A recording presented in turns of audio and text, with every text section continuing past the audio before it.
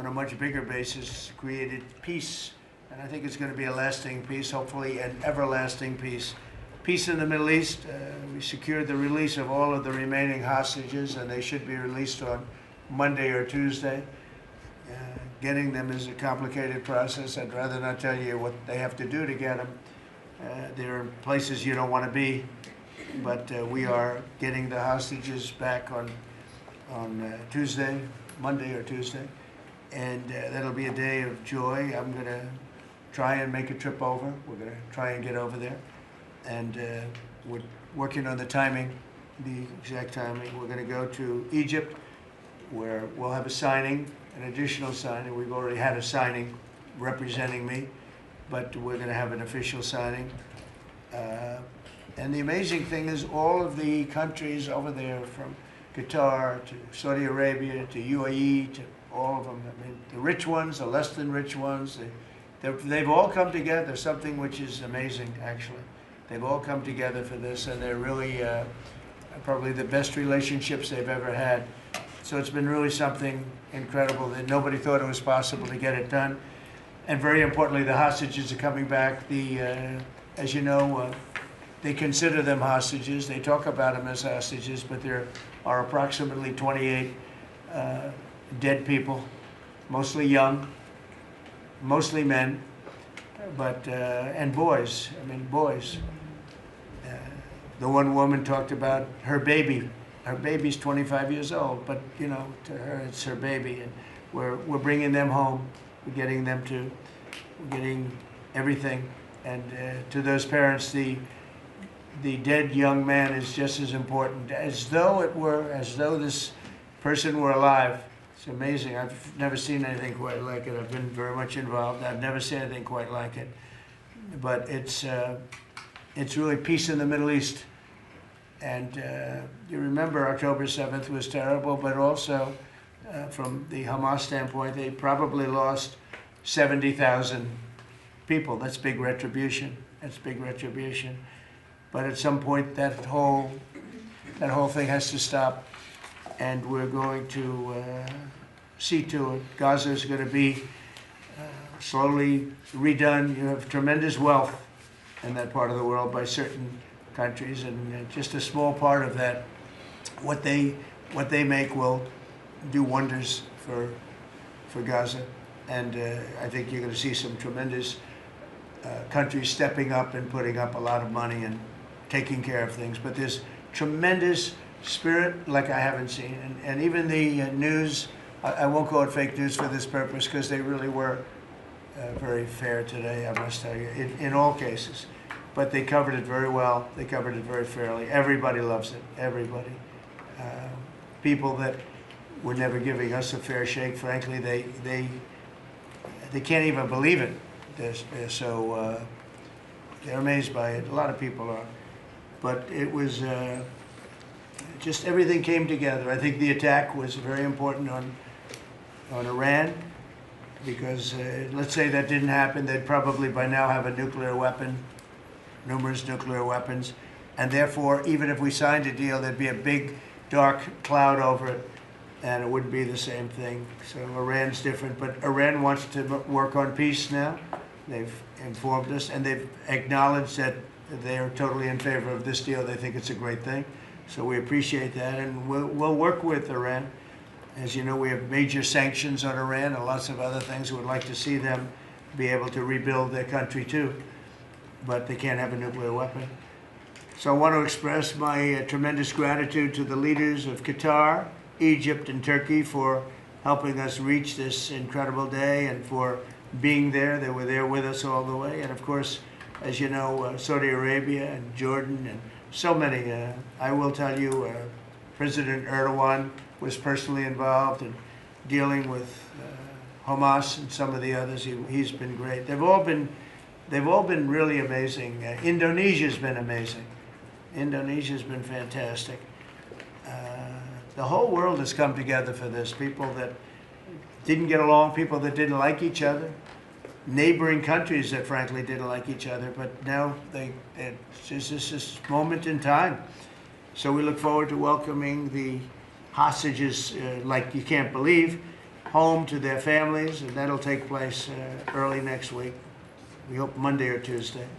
And all Americans should be proud of the role that our country has played in bringing this terrible conflict to an end. And I want to thank, some of the people. JD, you were fantastic, and Pete, you were great. Marco was fantastic. Some of you were very much involved. I'm looking around. So indirectly, I think almost everybody in this room was involved. Susie, I want to thank you very much. You were incredible. You've done an incredible job. So, and yes, John, what you've done was invaluable. CIA, John Ratcliffe, and he's done an incredible job. So I want to thank you all, and if I'm missing anybody, I apologize, but you've been amazing. And then you have Steve Witkoff, who worked so hard. And you remember we settled 7, this is number 8, we settled 7 wars, or major conflicts, but wars. And this is number 8. And the one that I thought would be maybe the quickest of all would be Russia-Ukraine, and I think that's going to happen too. But in the meantime, they're losing about 7,000 people a week, and that seems pretty bad. They're losing mostly soldiers, young soldiers. They go out to war, and they're getting killed. And while it doesn't affect us in a lot of ways, we've got a big ocean in between, you don't want to see that happen. It was a big mistake. That war should have never happened. It would have never happened if I were president. So we're here this morning for a cabinet meeting as my administration continues to deliver for the American people, despite the radical left lunatics that shut down our government. You have Democrats that they've lost their way. They have no leadership. We don't even know who to deal with over there. At least they know who to deal with. We have no idea who we're dealing with over there. It's like they have no idea what they're doing. Republicans have voted repeatedly to pass a clean, nonpartisan bill to reopen government at the same funding levels. We're not going to do anything only good for health care. We're really, I think, become the party of good health care. And they keep using health care as a cudgel. They want to try and get everyone thinking about health care. We're the ones that are saving health care. In fact, one of the things we're doing is we're going to be reducing the cost of medicines by 100%, 200, 300, 500%, and even more than that, because as you know, we're in the process of favored nations right now. We've exercised a clause because we were subsidizing the entire world. The entire world pays a fraction of what the United States has been paying. And we've already, numerous Pfizer and other companies have already signed, and other countries are a bigger problem because they've been getting a subsidized rate. We've been paying for years. This has gone on for 30 years. We've been reducing the rate of drugs for other countries because we've been paying much more than we're supposed to. And they used all sorts of ideas like research and development. I said, what about Germany? What about these other countries? Aren't they paying? No, we have to pay research and development. It was all nonsense, and I couldn't listen to it anymore. So it's a very radical, big, tough shift, very tough. We got a lot of things going on today. But, you know, and you probably heard me say this in my first term, I think it was my 3rd year, we reduced drugs from the beginning of the year to the end of the year. And I was so proud of it. I actually had a news conference to announce it, and it was 1/8 of 1%. Think of that, which is barely a reduction. But it's the first time in 28 years that there was a reduction in drug prices for the year. So from the beginning to the end, it was 1/8 of 1%. And I was so proud of myself. I did something that nobody else could do. But when I started to think about it, I said, it doesn't make sense. And then I'm starting to look at numbers where a pill or a treatment or some pharmaceutical product is selling in Europe for 10% of what we pay for in New York City or in any one of our places, and cities, states.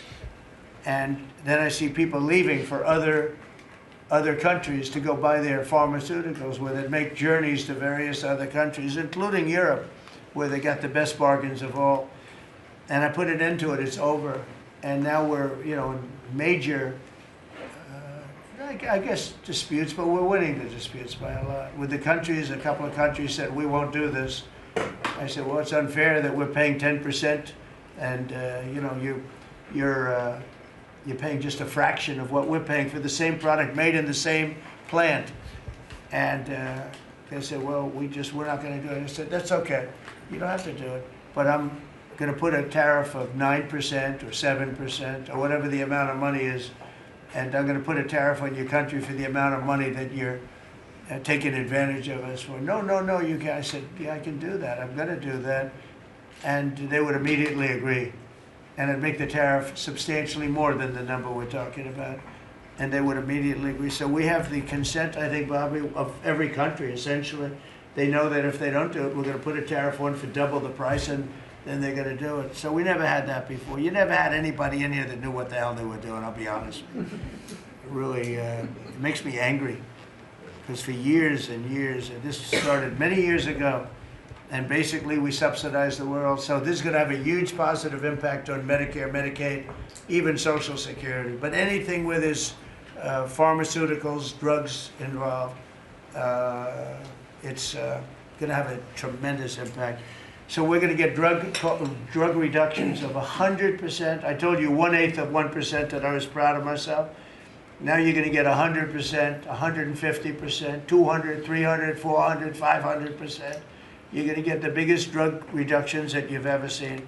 And they're already, I guess they're starting to kick in, but we've made deals with numerous companies and we're going for the full bore. We want whatever the price is. So that would mean that the world price, because the world is bigger than the United States, a lot more people, but the world price will go up a little bit and our price will come down a lot. So if a pill sells for $10 in London and $100 here, the pill will go to $20 in London and $20 for us. It's pretty simple. And that is a number that nobody can even fathom.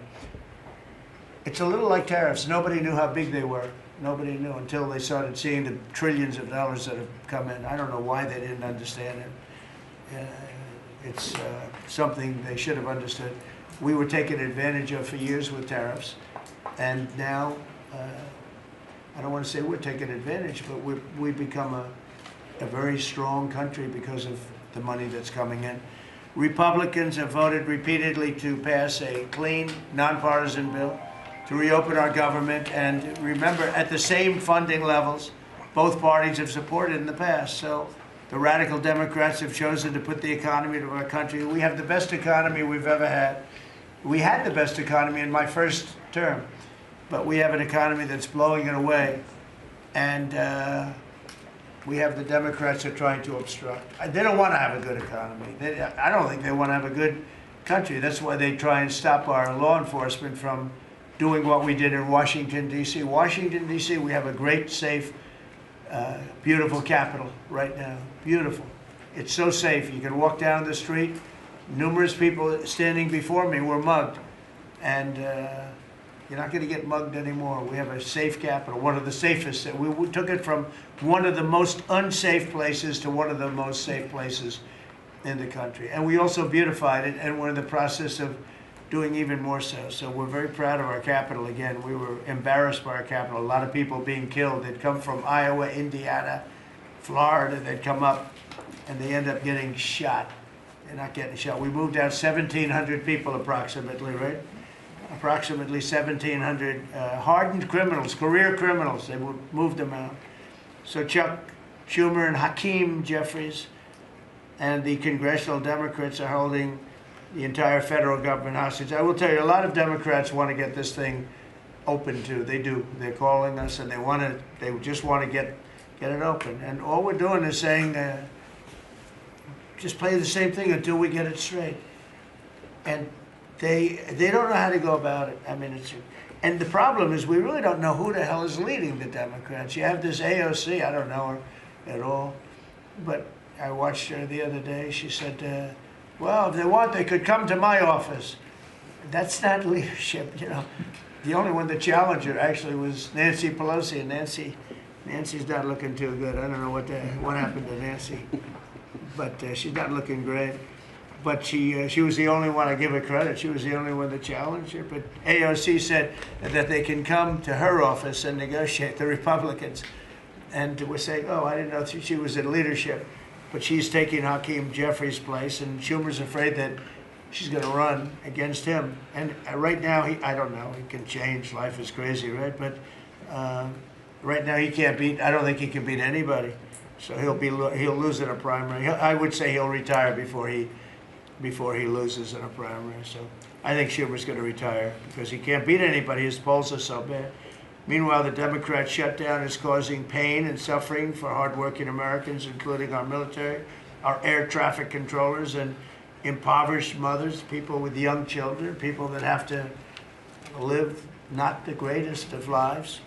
But we're doing so many tax cuts. We've cut their taxes. The great big beautiful bill, we've cut their taxes at levels that nobody's ever seen. I mean, no tax on tips, no tax on Social Security, no tax on overtime. It's been a great thing for a lot of people. They're doing great. Despite all of the damage that it's caused, the shutdown has been, pretty damaging. I mean, it's not yet because it's early, but it gets a little bit worse as it goes along. And we'll be making cuts that will be permanent. And we're only going to cut Democrat programs. I hate to tell you. I guess that makes sense. But we're only cutting Democrat programs. But we're going to start that, and we have Russell, we can talk to you about it if he wants to, but we'll be cutting some very popular Democrat programs that aren't popular with Republicans, frankly, because that's the way it works. They wanted to do this, so we'll give them a little taste of their own medicine. But Chuck Schumer proclaimed this morning that every day gets better for them. No, every day it's actually getting worse for them. And they're having a rebellion in the Democrat Party because they want to stop.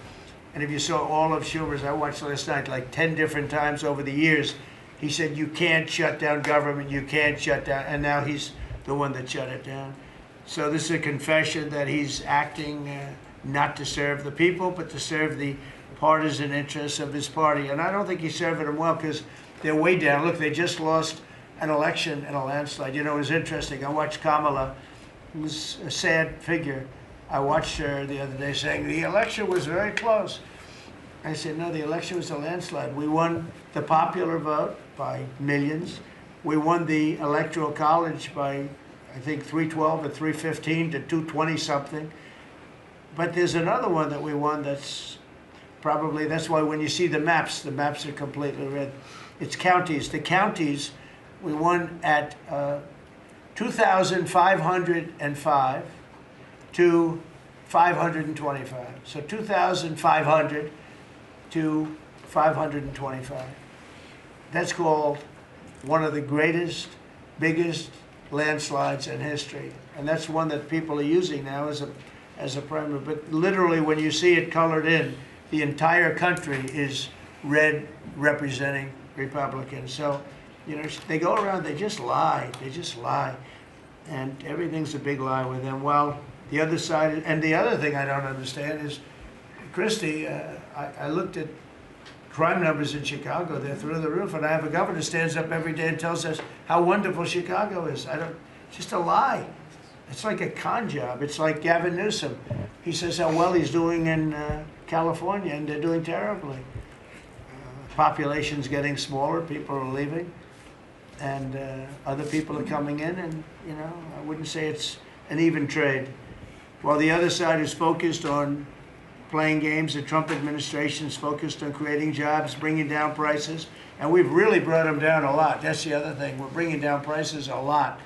We're bringing down grocery prices, but the big thing is energy. When you bring down energy, everything comes down, and the energy prices are way down. I see we're down to about $61 now a barrel, and what gasoline's going to be, I think gasoline's going to be below $2 at some point in the pretty near future. It's very low, much lower than it was under Sleepy Joe.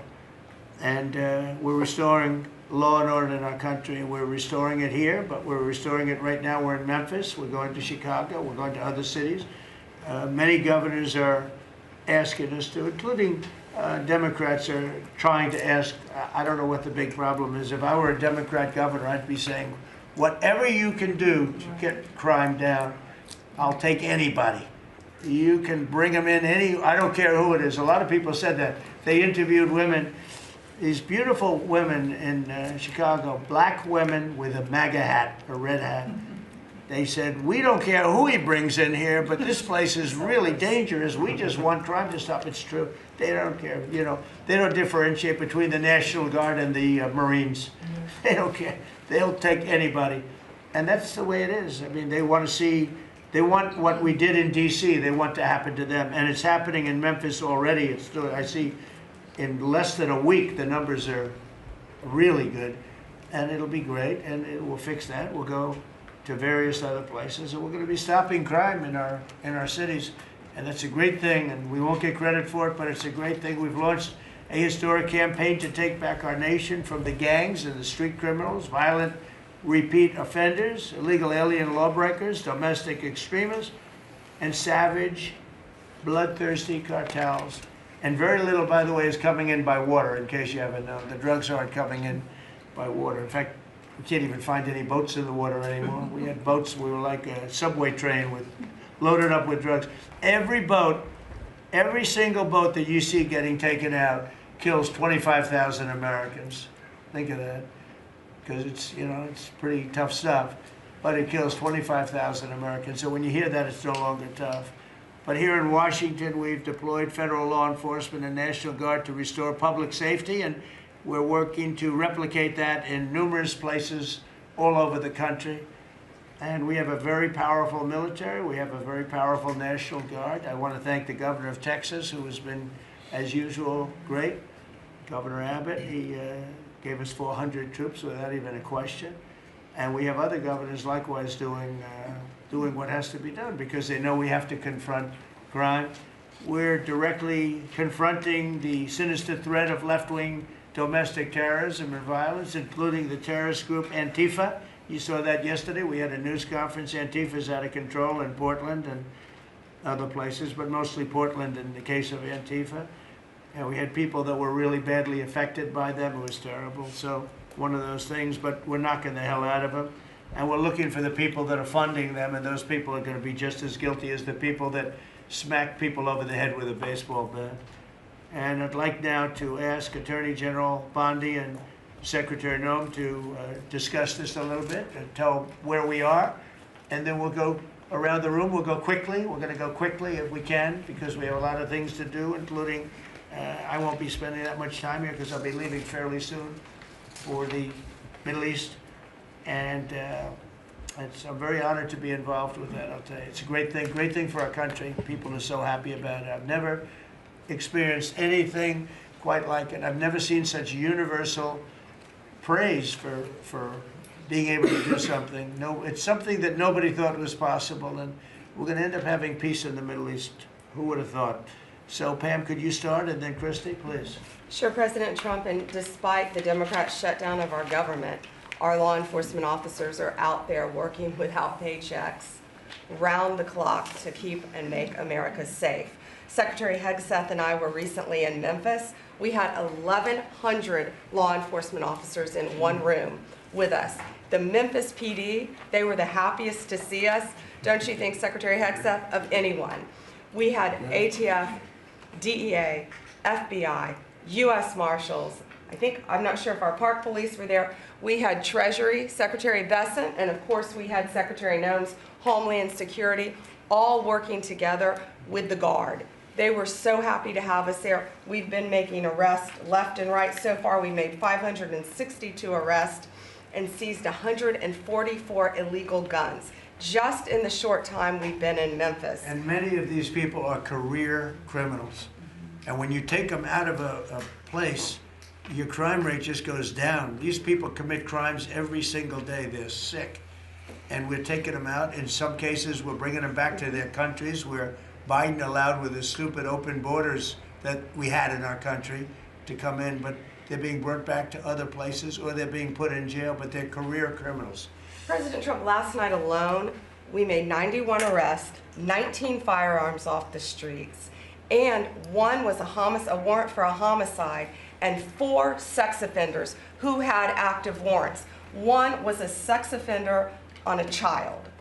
Everything we did in Memphis was worth it, in my opinion, for that one arrest. Think about that. We got a child rapist off the streets, but yet we've made 562 arrests and still going strong in Memphis. Just what we did in D.C.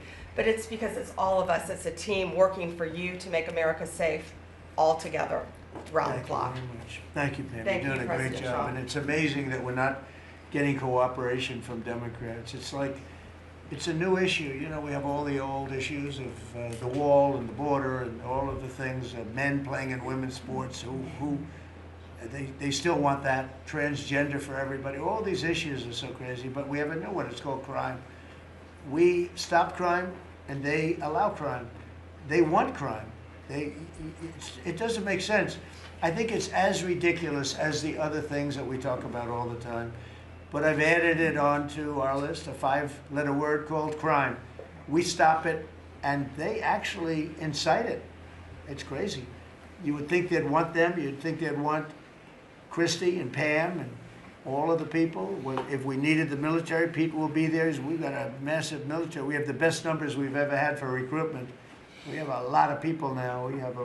We have people that can't get into them. In a great economy, they want to be soldiers again. A year ago, they didn't want to even think about it. Same thing as with police and firemen, everything. They want to join. They're proud of our country again. Kristi, go ahead, please. Well, sir, thank you for your leadership and for deploying all of government to help us keep our country safe. You have talked extensively about how threatened our ICE officers are, but all of our law enforcement out there. And we saw the shooting in Dallas at that facility, so we're hardening all of our buildings and making sure that we have more security measures, snipers on the roof, people to protect our law enforcement while they're out there on the streets. But what I'm also doing, sir, is, and with your authority, is we're purchasing more buildings in Chicago to operate out of. We're gonna not back off. In fact, we're doubling down, and we're gonna be in more parts of Chicago in response to the people there. And then I was there a few days ago and looked at some facilities that we can deploy more law enforcement out of. Because what they're trying to do with these riots and violence is distract us and keep us from going after those murderers and rapists that are out in the streets. And then I was in Portland, went out and back on Tuesday, and met with the governor, met with the mayor, met with the chief of police and the superintendent of the highway patrol. They are all lying and disingenuous and dishonest people. Because as soon as you leave the room, then they make the exact opposite response. So we're looking at new facilities to purchase. They're in Portland too, and we're gonna double down. And I told them if they didn't meet our demands for safety and security on the streets and work with us, then we were going to bring in more federal law enforcement. So I wanna thank Pete and the Department of War for all their help. They've been fantastic, but while we fight litigation and work with Pam on that, we're going to send more of our resources and men and women out there to keep everybody safe. So no worries. What we see in DC and what we see in Memphis for benefits for people in the safety and security, we'll see that in Chicago and Portland. And the numbers in Memphis, it's only a week, but the numbers have been amazing, I understand. That's exactly right. The crime numbers are way down. Fantastic, and it shows what a partnership can be between local law enforcement and the federal government. And if we have to do it the hard way in Portland and Chicago, we will. But the people demand And the President safety. Trump, my lawyers are in court right now as we speak for you, arguing in Chicago and Portland to keep them safe, to bring in the guard. The government doesn't want it there, but we do. We're going to keep their citizens safe, thanks to The you. people want it. I don't understand the politics of it. I don't understand why a Pritzker is trying to protect people that are really bad. They're more scared of the anarchists that are on the street and the politics of it than they are of doing the right thing. I think they're afraid. Yeah, I think they're scared. threatened. They don't tell us, but I think Pritzker's threatened by people. There's no other reason that this could be possible, that they don't want to have a safe Chicago. And we can solve the problem very quickly. And we're doing that anyway, regardless of if he doesn't want it or if he does want it, we're doing it anyway. So make sure. I asked the mayor that himself. He said that Portland was perfectly safe, a beautiful city, no problems. And I said, well, why did you clear the streets for me today then and build out a 4-block radius to make sure I could get in and out of here? And these people on the street screaming death to ICE. There's graffiti that says Molotovs melt ice. We have the guillotines. We're going to use them. Portland's almost different. It's like anarchists. It is. It really is. You know, it's really different than a lot It's of the awful. others. This is a sick situation, but those are anarchists. Those are people that want to overthrow government. They're really degenerates. and we're finding out who is supplying all of those beautiful signs and everything Well, else. Scott's been fantastic. His team finding the financial networks is great. That's what Okay, gives Scott, everybody. Scott will do that. That's easy for Scott. We got a great team, sir. That's good.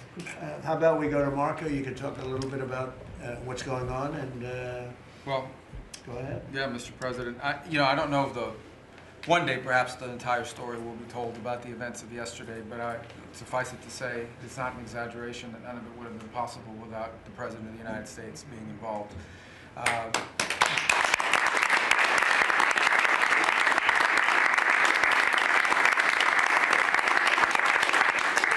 It really began with your trip to the Middle East, where these relationships were forged with partners in the region, personal relationships, close relationships that created the foundation where all of this was possible. Where I think this really took a turn. Remember, a month ago, no one thought this was possible.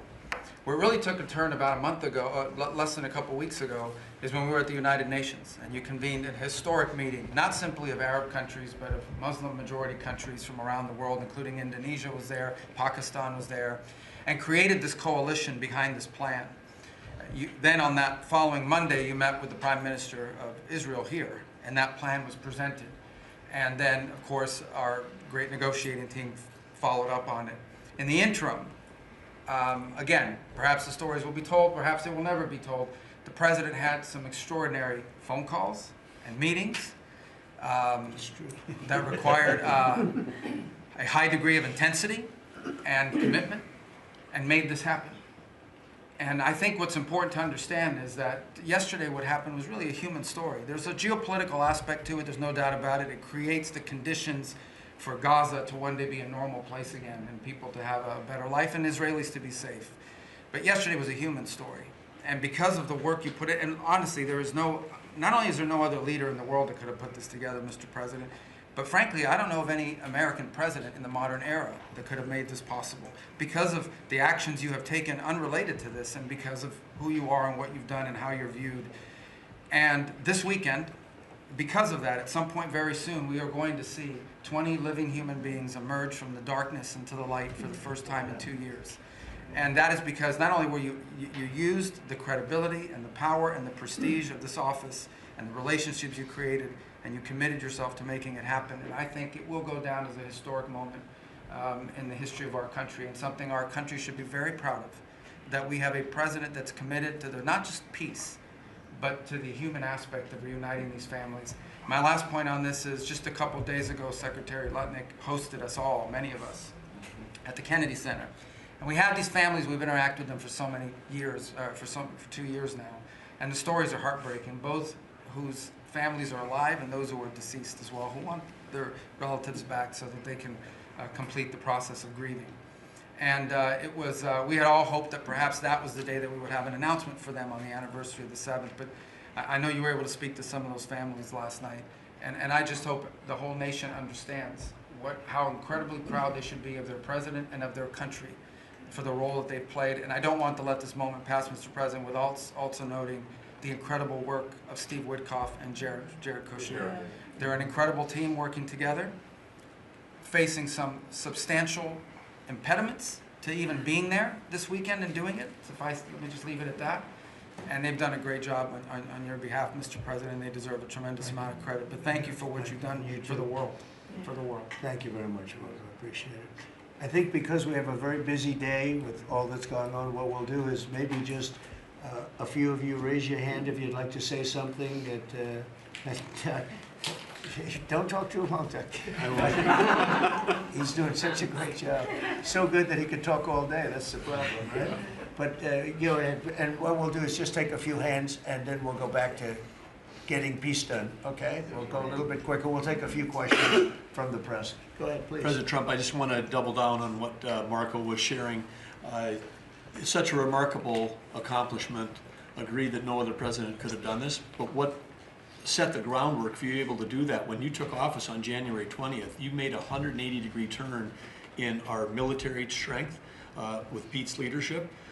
You were the master class in peace through strength. So militarily, we've completely turned around. We've demonstrated that through execution against Iran and others. That we have force. We want to end wars, but we use power if we have to.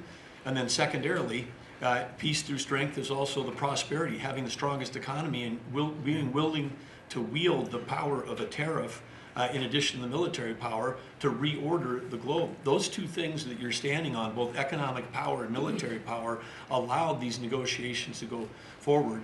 And I think as you've described, the importance of these economic negotiations and all the trade deals, but that also begins with another 180-degree turn, and that was the 180-degree turn on energy. You have used energy diplomacy to bring prosperity to the American people, and you've used it to bring peace abroad. The combination of those three things have been remarkable, and now we're seeing the remarkable result. And we got one more that I know you want to end with Russia and Ukraine. Energy is going to play a key role in that, and now with this historic agreement, we're in a position working with the Middle East to also end the Russian-Ukraine conflict. So again, congratulations. Thank you very much, Dick. I appreciate it. Maybe I'll go to you for a second. You can just cap out what he said about the military, how well we're doing, and how big it is, and how strong it is. Mr. President, you're exactly right. At the War Department, you don't get peace without strength. And our job is to be the strength part of the equation and deliver that when necessary, as you demonstrated with your Order of Midnight Hammer, and the entire world saw. And I just want to echo what Marco said. It is a personal honor to be able to witness the way you lead and negotiate. I wish people had a full understanding of what that looks like, that historic nature. A lot of us vets, you know, the Vice President, Tulsi, Lee, Doug, probably after decades of war and the chaos that was unleashed through reckless and foolish American policies, never thought this kind of peace would be possible. Yet, with your strength, with your ability to wield trade negotiations, personal relationships, to open up that opportunity is truly historic on the world stage. And it creates a whole number of other cascading effects. And watching Marco and the Vice President and Steve and Jared, the CIA director, everybody come together to make it happen. You've formed a phenomenal team, Mr. President. And at the War Department, our job is to make sure if and when there's question about American commitment, the whole world knows we've got the biggest, strongest, most lethal, and most ready War Department in the world, which is true, which is why you've seen, we saw record recruitment in 2025, Mr. President. The first 2 weeks of 2026 already blows that out. FY 2026 already blows it out of the water. In fact, re-enlistment has already met its year-long goal in the Marine Corps in 2026. 2 weeks. Okay. You can't. There's no other way to create that kind of love and enthusiasm than with your leadership, sir. And it is an honor to work with Pam and with Kristi and the cities across the country to make sure American citizens and law enforcement are protected with our National Guard. But that's a core mission. And last thing, Mr. President, on the southwest border, the first group that rotated in to lock down that border to 0 crossings is now rotating out, and with a new border medal, the Southwest Border Medal, or it's actually called the Mexican Border Medal, revived from 1918, that will be pinning on their chest. So thank you for renaming the department, and we're trying to live up to it every day. Thank you, sir. I mean, think of this. We have record numbers of recruitment. 1 year ago, there were stories, front-page stories, that we couldn't get anybody to join the Army, Navy, Air Force, Marines, Coast Guard. My beautiful, I call it our beautiful Space Force. I love our Space Force. It's turned out to be very important. But we couldn't get anybody to join. Nobody wanted to join, including our police and fire. They didn't want to join anything. Recruitment was embarrassing. We couldn't get anybody.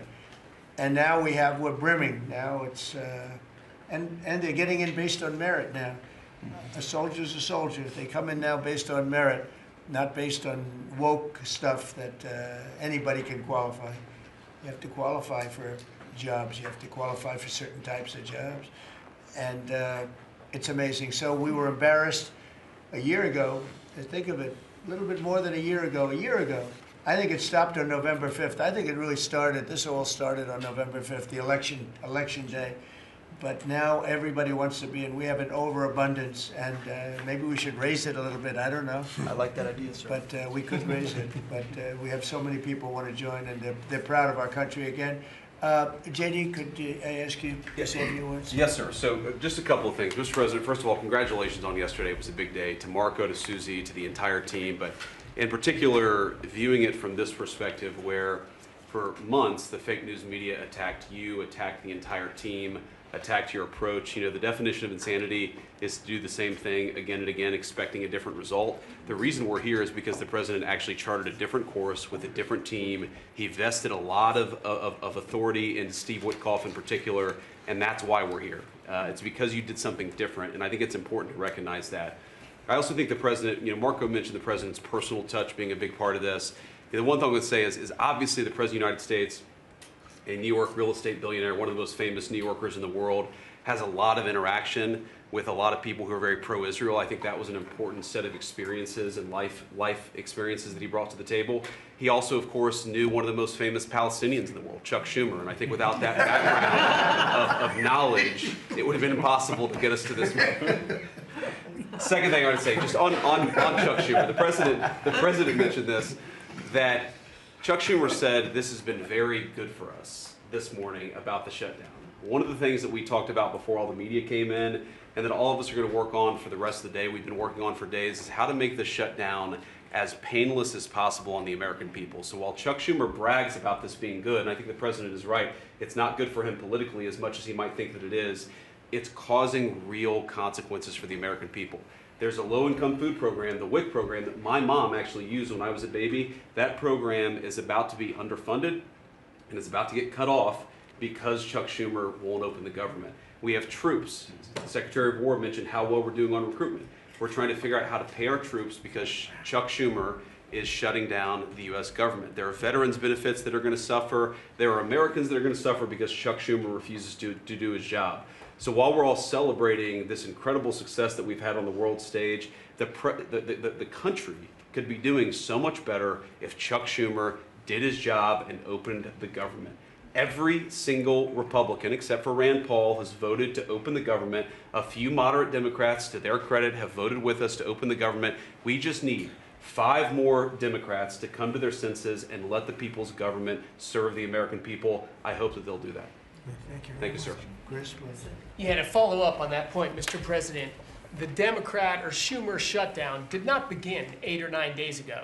It began 8 or 9 months ago with your inauguration. For the first time in American history, every Senate confirmed appointee who are our deputies to run our department, every one of them has been filibustered.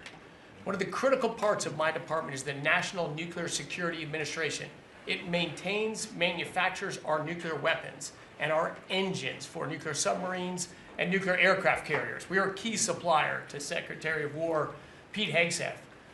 They filibustered, the Democrats filibustered the leader, the administrator of the National Nuclear Security Administration, would not let him come into my department until the Republicans 2 weeks ago changed the Senate rules so they could confirm him and we could have a leader. They filibustered the leadership, now they're filibustering the funding. In the next 6-7 days, we're gonna run out of funding, and the retooling of our nuclear stockpile, the ultimate guarantor of our sovereignty, is gonna be underfunded, and we're gonna have to slow down and creep to a crawl these efforts. Just incredibly irresponsible for Schumer to worry about his own reelection and not the 340 million Americans that count on the efforts of our military and all of our departments. It's truly offensive, and we need to bring it to an end as soon as possible. Let's open the government back up. And you're doing a great job. Thank you very much. Bobby, did you want to say something? You got a lot of things happening. A lot of things. A lot of very positive things, actually. Mr. President, I'm glad you're getting bipartisan accolades on the Mideast Peace Agreement. You should also get bipartisan accolades on the MFN agreement. It is an historic agreement that's going to benefit every hardworking American. It's going to lower the price of drugs for every American. By the time this administration is over, we will have 95% of the drugs in this country will be the lowest price in the world. It immediately begins to affect Medicaid, Medicare, Social Security, the other government programs. I remember when I went through the confirmation process, and the principal preoccupation of the Democrats during that process was whether I would continue the IRA negotiations on drugs. The Democrats negotiated 10 drugs. I'm supposed to negotiate every year 15. The 10 that they negotiated, they claimed to get a 22% reduction, but it was a lie. it was 22% under the list price, which was actually higher than the price we were getting. So Medicaid, Medicare ended up paying more for those drugs than they were paying beforehand. They only got a benefit on one drug. One was tied. 8 of them were lower. So they should be applauding what we're doing now. We're doing something that every administration, Democrat and Republican, has been saying that it was going to do for decades, and you got it done because you understood the power of the tariffs. That we had leverage over these companies. And you did it in a way which you asked us to do, to negotiate in a way that was not going to stifle innovation, that was going to make sure that those companies could bring their production home, and they are doing that. And it was a profound success. It will affect every American for 100 years. And you should be getting bipartisan accolades on that. I'll say one other thing about Tylenol, only because of this. This morning before I came in here, somebody showed me a TikTok video of a pregnant woman, 8 months pregnant. She is an associate professor at the Columbia Medical School. And she is saying F Trump and gobbling Tylenol with her baby in her placenta. And the level of Trump derangement syndrome has now left the political landscapes, and it is now in the realm of pathology. And a mother could overwhelm millions of years of maternal instinct to put her baby at risk. And all you have to do is look at the studies which you and I talked about. It's not dispositive that causes autism. It is so suggestive that anybody who takes this stuff during pregnancy, unless they have to, is irresponsible. There are 15 rodent studies. Every one of them shows if you give it to the mother, the babies, and particularly the male babies, have profound neurological and behavioral changes. There is a study from Johns Hopkins on cord blood where they divided women into 3 categories: those who had the least acetaminophen in their cord blood, and those who had the most. The ones with the most had 3.6 times the rate of autism in their children. The middle category had 2.2 times, so it's a dose-related response. And there are dozens of studies that show the countries that use the most have the highest level of autism. Cuba has the lowest level in the world of acetaminophen use, and it has the lowest autism rate in the world. So this is not dispositive. It is not proof. We're doing the studies to make the proof. But in the meantime, the precautionary principle should apply. And any mother who is taking this stuff during pregnancy just to get back at Donald Trump is doing something that is pathological. And we're seeing that across the board. I got a lot of other stuff to talk about, but I know we got a short time here. But thank you, Mr. President. You're making our country healthier again. Thank you, Bobby. Could you just, for the record, state what the autism was, let's say, 20 years ago and what it is today? In 1970, the largest epidemiological study in history was performed. 900,000 kids were looked at. They were looking for autism in Wisconsin children. They looked at every child in Wisconsin who was 8 years old. They found an autism rate of 0.7 per 10,000. So almost close to 1 in 20,000, less than 1 in 10,000. Today, the autism rates are nationally 1 in 31, but it's actually much worse than that because California, which has the best collection system,